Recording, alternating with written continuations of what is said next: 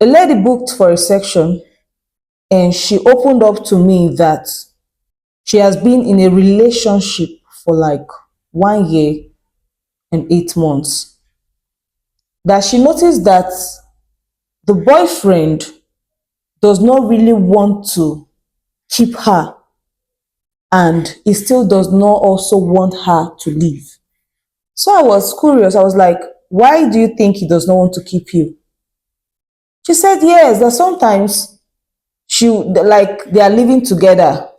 So anytime she wants to go to the market or want to pick up something somewhere outside the house, before she will come back, she will meet her boyfriend with another woman in the house, sleeping together.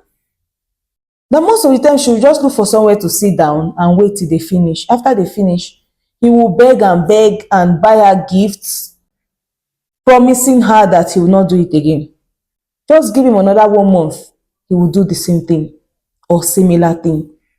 That is why she's saying that he does not really want to keep her. And she has stood up to him that if you don't want to keep me, then let me go.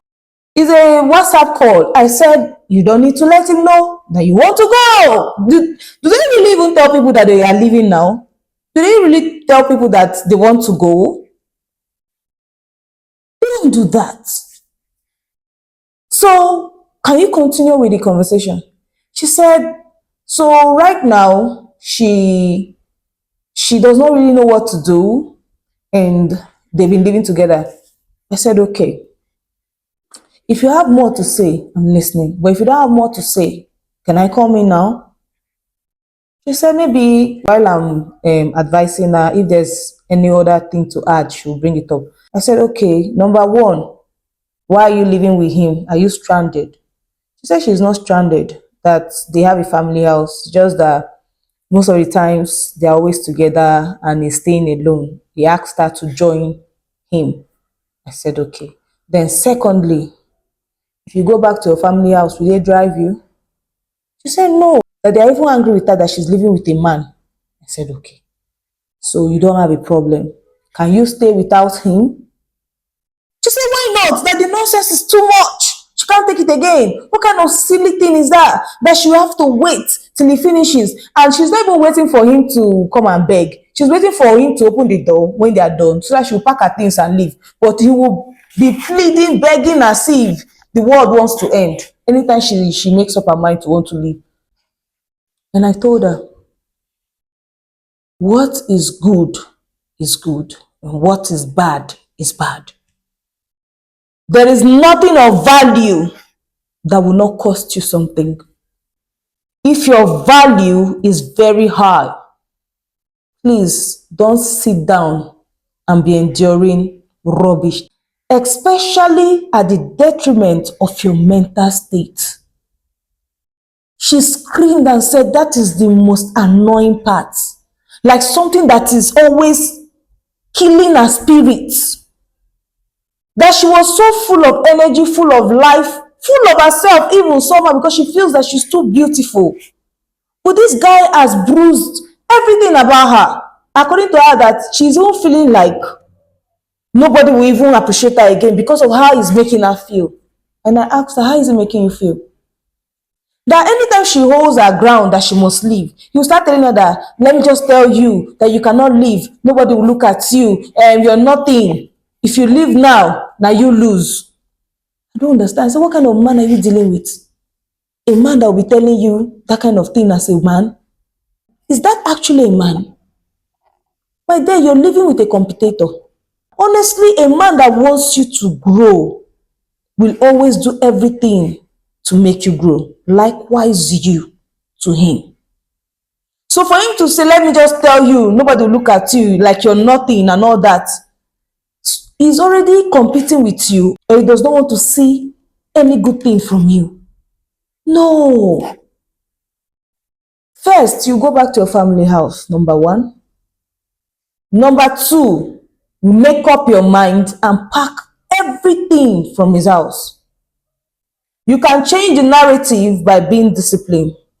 You can change the narrative by getting back your full value and power.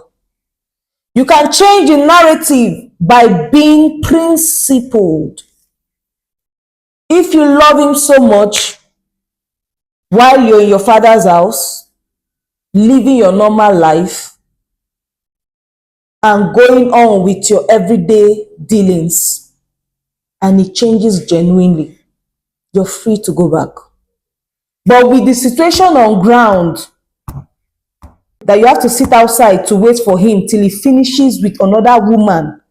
People are even doing things like they go to hotel or other places to sleep with a woman. They hide it. Your own is even under your own nose. No, no, no, no. That disrespect is even more than disrespect. Don't pet it. It does not even value you, or I don't know. See, you're an adult. You have every right to do whatever thing you want to do. But I'm just telling you, that is the height of disrespect. So if he changes and you see him treating you the opposite way of how we used to treat you, how we used to talk to you, you're free to go back. If not, it's a red flag. If in a relationship of 1 year and 6 months, he's already showing you all of this, my dear, in the marriage, you'll be doing family meeting with women inside your house. So don't do it. Just, I know it's easier said than done. I know it's not so easy. But I'm telling you that if you do this, it's either you meet someone better or he will come back as a changed man. She said whether he comes back as a changed man or not, that no, no, no, no, it is enough. Like, she can't take it again. So I said, if you're going, don't just go. Stay in your house, pray, anoint yourself, go with a drop. Also go with a male figure or a friend, a second and even a third party. Let them join you to pack your things. And when you leave, leave with the mindset that this is what I want for myself. I want more and not this. If it becomes more, better. But if it does not want to be more, then let it be. According to her, as soon as she left his house, it's as if her luck came back. The people that don't used to even look at her well, plus the low self-esteem that he has imposed into her, as if she was nothing, all those delusions cleared from her eyes. And people started seeing her for who she is. According to her, for the first time, people started asking her out again. In less than 2 weeks. They were asking her out in a way that it's as if she just came out from the lion's den or from prison. She was like, I go to market, I go out.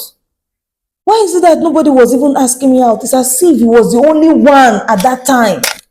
But right now, I have like 5, 6, 7, and 2 or 3 are almost my spec with money.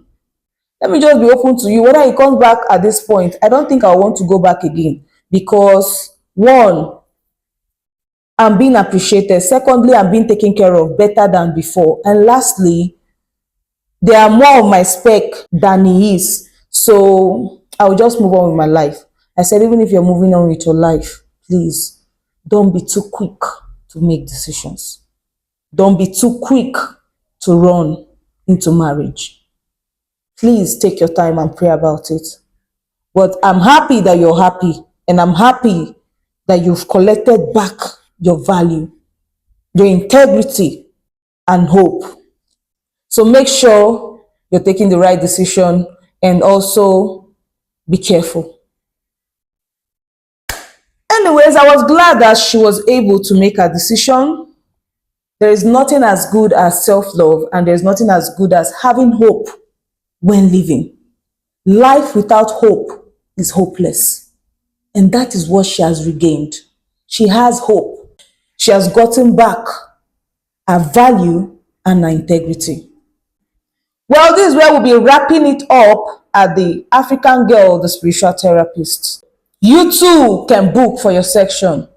You can decide to book on visual or on normal phone call if you have a pressing situation.